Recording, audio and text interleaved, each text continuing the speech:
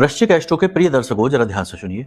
अगर अचानक से आपके साथ ऐसा हो रहा है कि कोई व्यक्ति आपके पीछे पड़ गया है और वह आपको लगातार प्रताड़ित कर रहा है, परेशान कर रहा है और आपको उससे छुटकारा का कोई मार्ग दिखाई नहीं दे रहा है, आप परेशान हैं, क्या करें, कैसे छुटकारा इससे प्राप्त हो। जीवन ही इसने हराम कर दिया, सुकून सारा चैन बर्बाद कर दिया।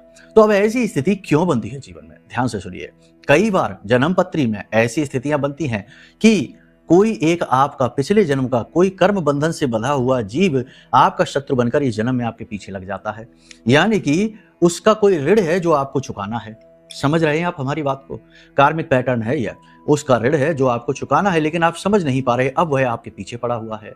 अब आपको उसका ऋण चुकाएं तो चुकाएं कैसे, पता तो चले कि है क्या।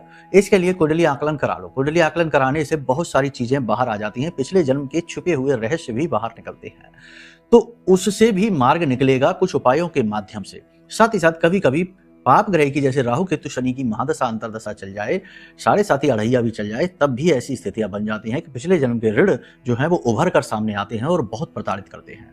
तो एक स्थिति ये हो गई जो कुंडली आकलन से स्पष्ट हो जाएगी, क्लियर हो जाएगी। अब फिलहाल में तुरंत में थोड़ी सी राहत पाने के लिए आप इस उपाय को कर लीजिए। 5 से 7 दिन इस उपाय को लगातार आपको करना है।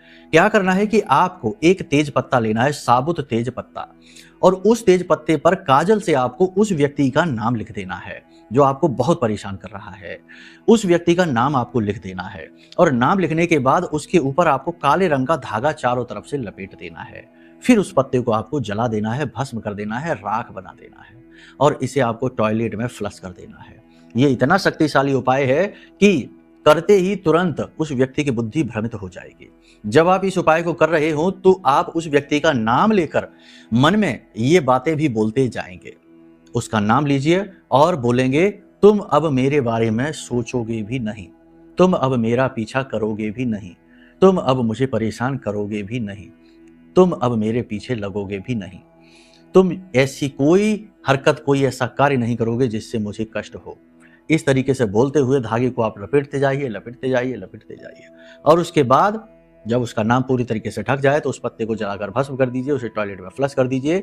5 से 7 दिन इस उपाय को करेंगे, आप देखेंगे कि वह आदमी अपनी ही दुनिया में मगन हो गया, आपको भूल गया कि आप कौन है, क्या है। ठीक है, करके देखिए, फिर बताइए। जय माई की।